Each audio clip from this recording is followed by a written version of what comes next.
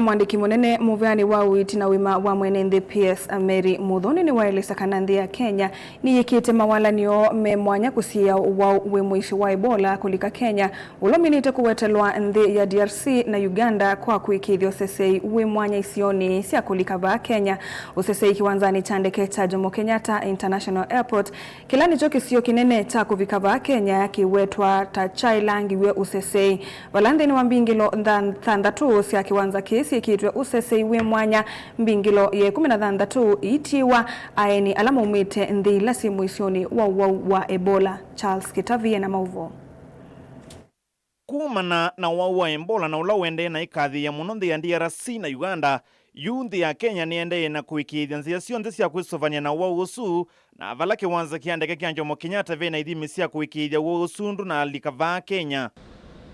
Ainena kiwanzani kiu kia Jomo Kenyatta Muandiki Munene Muveani wa Uiiti Mary Muthoni ni waumbula kana vaina mwaune sandikithwa va Kenya na kukulia nende maikethe na wia nundu Silikali imetho kusuvia usundu kalike va Kenya.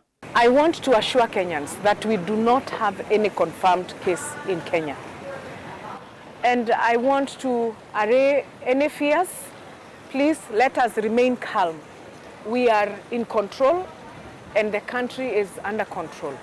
Therefore, let us not spread rumors, let us not spread information that is going to cause panic to members of the public.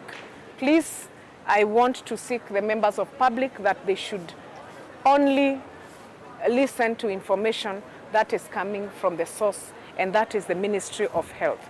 Kavindani kauna yonza maila yungamia ulika kwa andu va Kenya ni ya ikithia kana Niyikiite Mitalatala na nzia cia ilite ni kana kwisovania na usu. We are also conducting the aircraft wastewater surveillance at JKIA, and once we collect the wastewater, it is taken to the labs, and this to check on the pathogens that are important to our country through wastewater. The Ministry of Health is doing whatever possible to ensure that we contain and we are prepared. At the ports of entry, we are doing screening, and in JKIA especially we have designated gate 16 for flights that are coming from those countries that already have issues. We have also expanded the mandatory screening for 10 countries that are our neighbors. So any flights that is coming from the neighboring countries, we are also making sure that we have screened.